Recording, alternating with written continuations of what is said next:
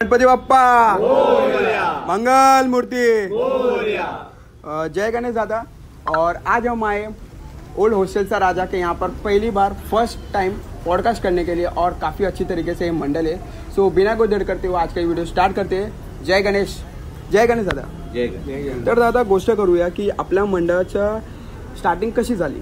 आमचं स्टार्टिंग म्हणजे इथे विद्यार्थी लोकांचं हे होतं, हॉस्टेल होती. त्या हॉस्टेलमध्ये जेवणाकरिता एक कॅन्टीन होती. त्या कॅन्टीनमध्ये कर्मचारी लोक होते. आता अर्धे कर्मचारी इकडचे होते, म्हणजे हे सगळे जीएमसी जेजेला पण कर्मचारी आणि त्या कॅन्टीनचे कर्मचारी वेगळे असायचे. तर हे सगळे एकत्र मिळून इथे म्हणजे एक छोटासा गणपती आणायचे. त्यावेळी काय 11 रुपये वर्गणी वगैरे काढायचे आणि इथे गणपती करायचे. असं करत करत 1980 मध्ये इकडचे कार्यकर्ता तिथे जॉईन झाले आणि तिकडचे कार्यकर्ते होते ते लोक रिटायर होऊन मग निघाले. मग ते लोक बोलले आता हे सगळं तुम्ही करा.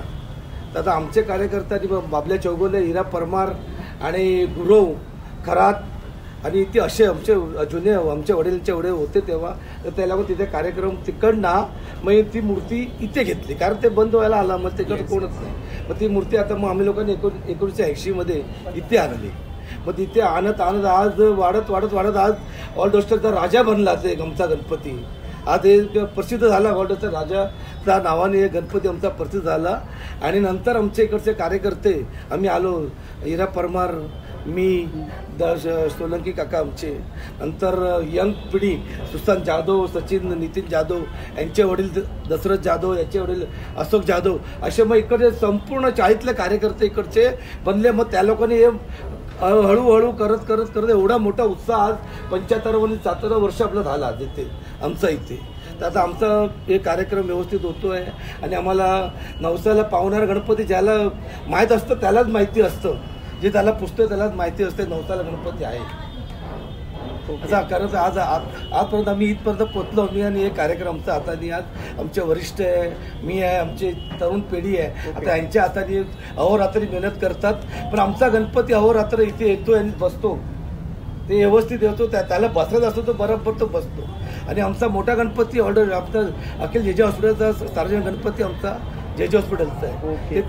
ते तिथे करतात आणि आम्ही एकत्र सगळे आहे. असं हे नाही फक्त आमचं एक ऑर्डरचं नाव पडलंय आमचं. असं आम्ही कार्यक्रम करत आलोय आणि हे कार्यक्रमचा होईपर्यंत आम्ही इथे करू. ओके. तर दादा मंडळाची स्थापना कशी झाली आणि कधी कोणत्या इयरमध्ये झाली? आता ते मेसमध्ये आहे ना राहायचे. ओके. तर आता ते मी तर तेवढा माझा जन्म तेवढा हे नाही आहे, पण ते राहायचे एवढं मला माहिती आहे की त्या मेसमध्ये आहे ना ते राहायचे. तर त्यांना असं वाटायचं की बाबा गणपती वगैरे होतात ते, तर तिथे ठाकूर मामा करून होते, ठाकूर करून ते चालवायचे मेस स्टुडंट लोकांची, विद्यार्थी. तर दादा तुमच्या टाइममध्ये किती वर्गणी होती आणि किती कार्यकर्ते होते नंबरमध्ये?